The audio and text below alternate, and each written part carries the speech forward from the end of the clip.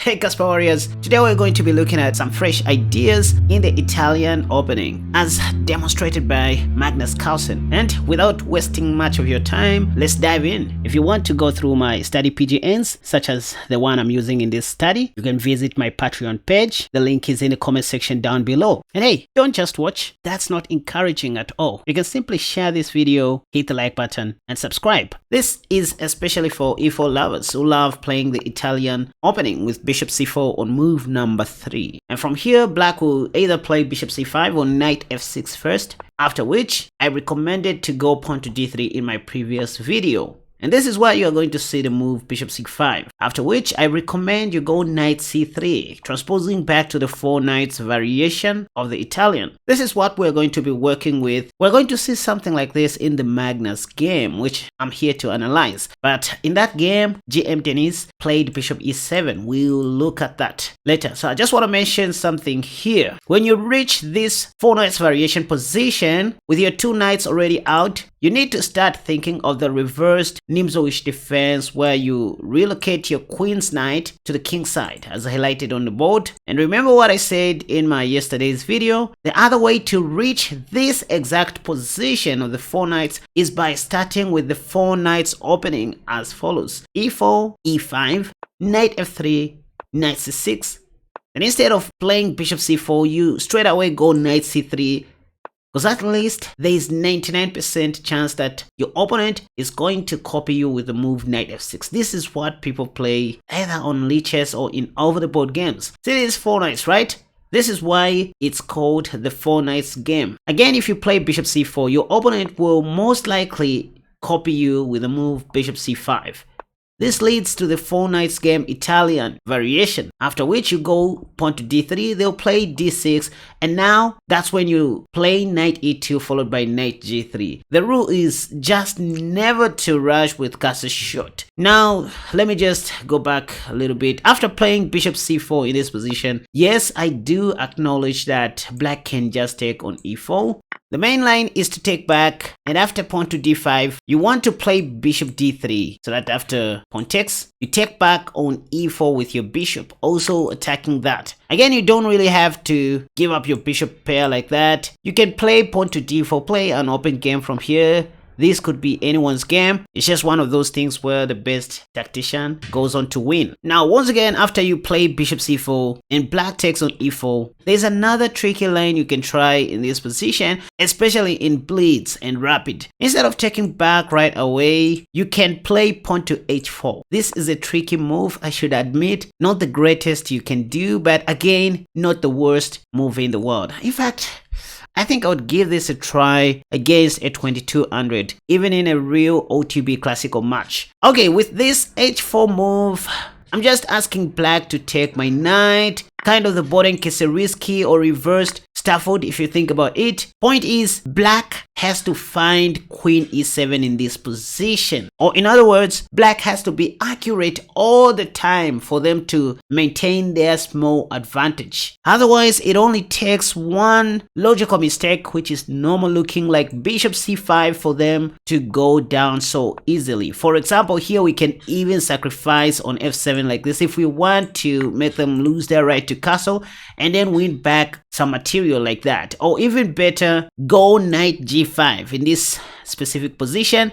I mean, because we want to take right. Most people do castle short here, but forgetting that we have queen h5. There's checkmate on h7, so they have to play h6, after which we go queen g6. This is just a little trick that most of your opponents are not going to see.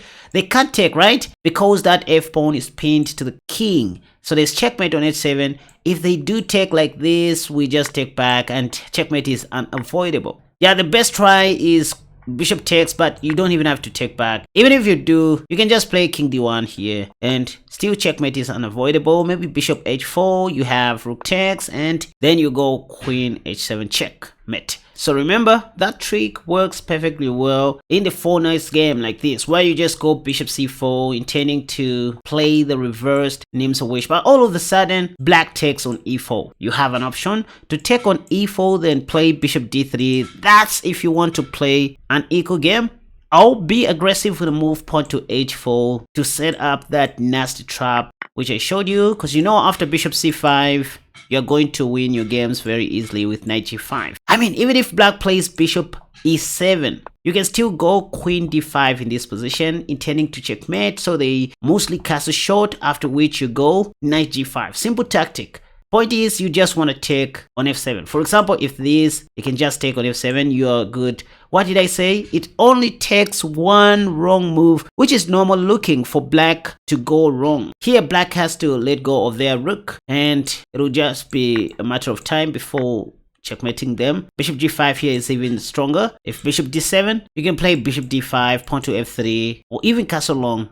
Just to secure your king, you do that, and I mean, you just line up everything. I don't know. Oh, I think I only covered the move pawn to d6 in this line. If pawn to h6 is played, that's even worse, because once again you can go knight takes, attacking the queen, and after rook takes, you go queen takes f7 check. After king h8, first you have rook h3, and that is a good strategy. In fact, here I would play rook h3, just trying to do that. If queen f8, I'll play queen h5. The idea is to give up my bishop someday, but I have that. Oh, pawn to d5 might be played here, but I have rook f3, counter-attacking the queen, and after something like queen g8, protecting that, I'll play rook g3 in this position so that I sacrifice my bishop on h6 like this. Checkmate is coming very soon. If that, there is rook takes with check, and after that, first you start with queen check, so that you capture this pawn with tempo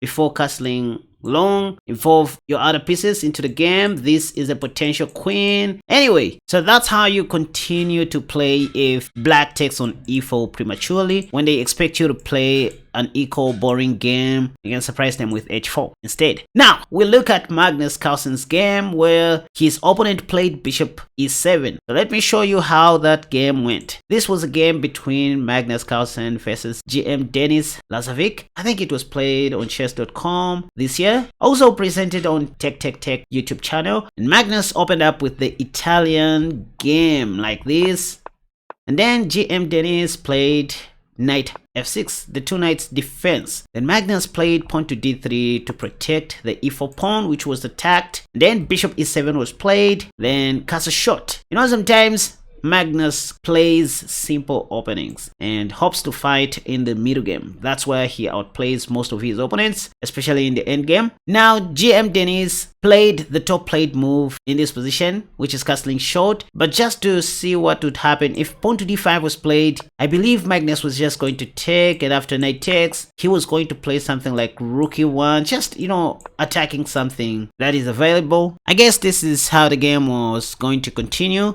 But anyway, d5 is just a premature move. Denis castled short as well. And then Magnus followed it up with rook e1, indirectly attacking the e5 pawn twice. And in case of pawn to d5, once again, which is why Denis played pawn to d6, no need to play d5. Right, so Carlsen continued with pawn to a4. I guess this is a theoretical move, kind of a prophylactic move also, trying to create a room for the light squad bishop. a3 is also playable. Bishop e6 was played, but then this is when Magnus showed us the strategy that we are here for. Most people in this position would rather take on e6 or play bishop a2 or even bishop b3, but Magnus played knight bd2 in this position and tricked his opponent like this, taking back with a pawn, you guys. So the whole idea was to control the d5 square with his two pawns.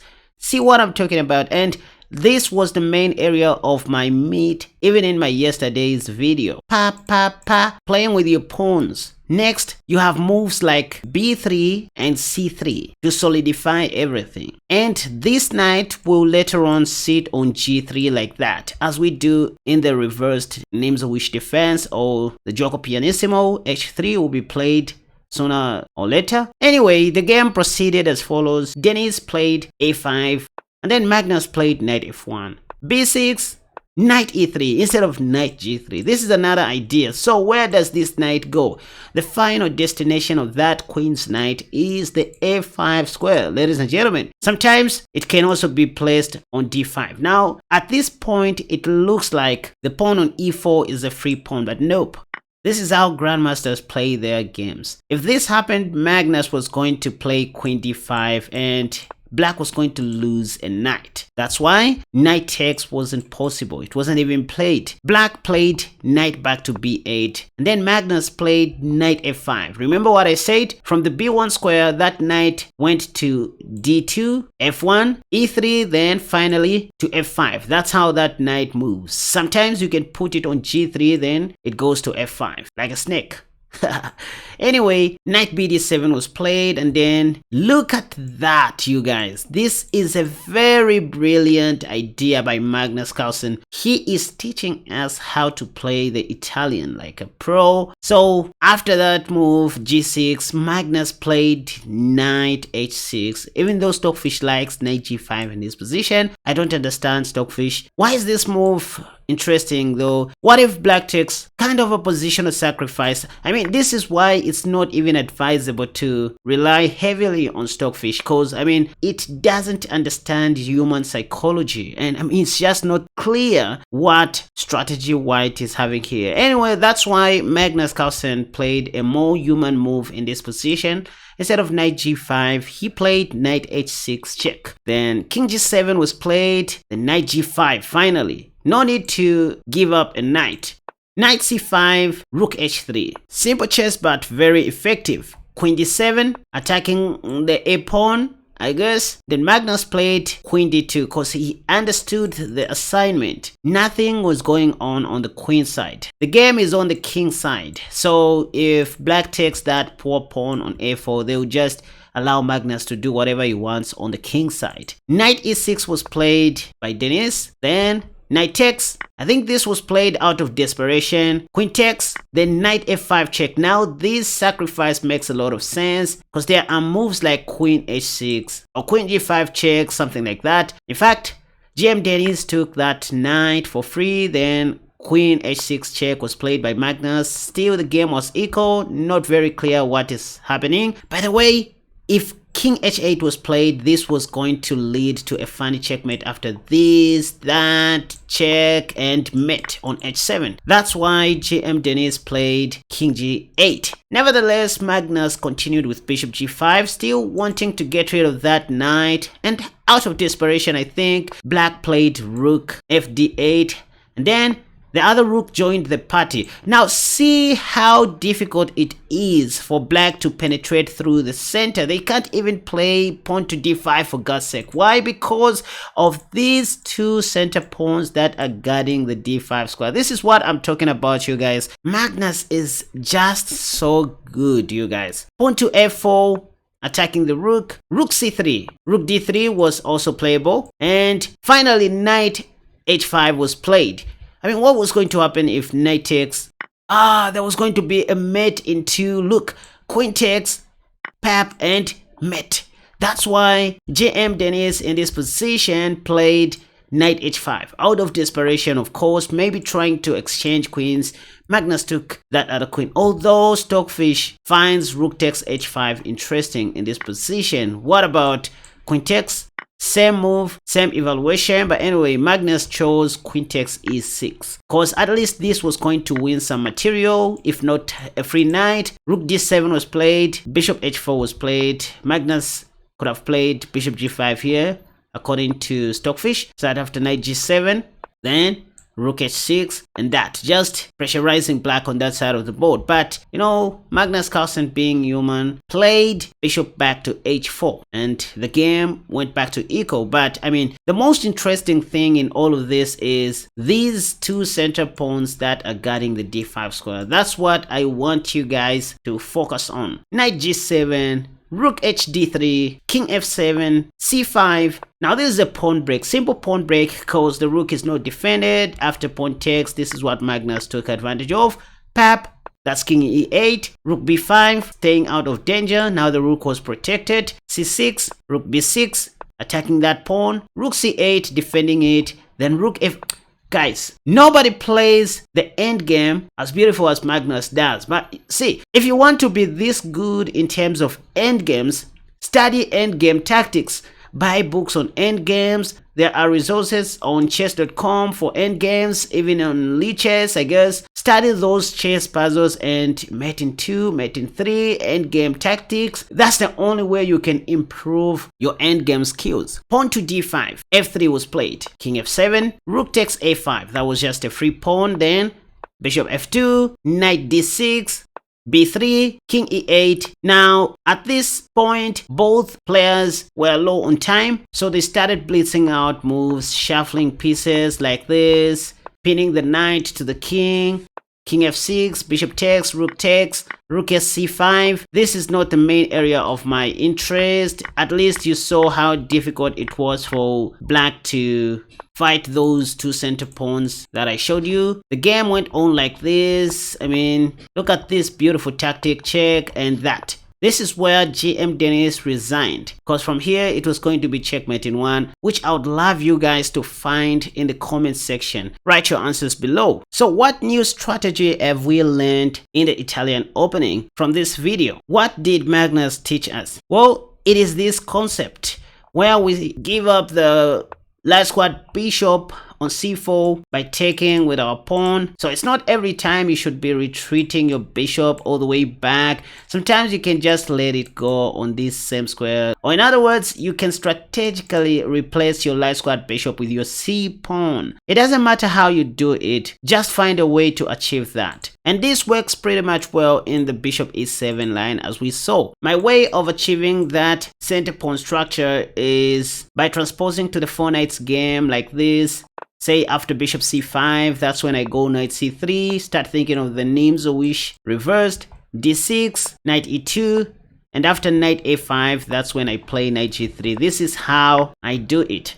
Once again, that same pawn structure controlling the d5. If you think about it, from here I'm only thinking of moves like b3, a4, and c3. If bishop that, I have b3. If bishop b4 check, I have bishop d2, bishop takes, queen takes, castle short, bishop that, queen e3, and the rest becomes history. It is just simple for me to understand this kind of structure. So that's it. Let me know what you guys think in the comment section down below, if this is something you can give a try. Now, go and check out 3 of my new courses on my website KaspaChess.com that I highly recommend you get right now. The newly updated Semislav defense against d4, the knight c6 Nimzowitsch defense, and the mighty e5 Paris defense, which is my best selling course till this date. Chess is a school on its own, and you will just need to show some efforts to unlock some secrets that content creators don't show on YouTube. And that's how you support this channel, by the way.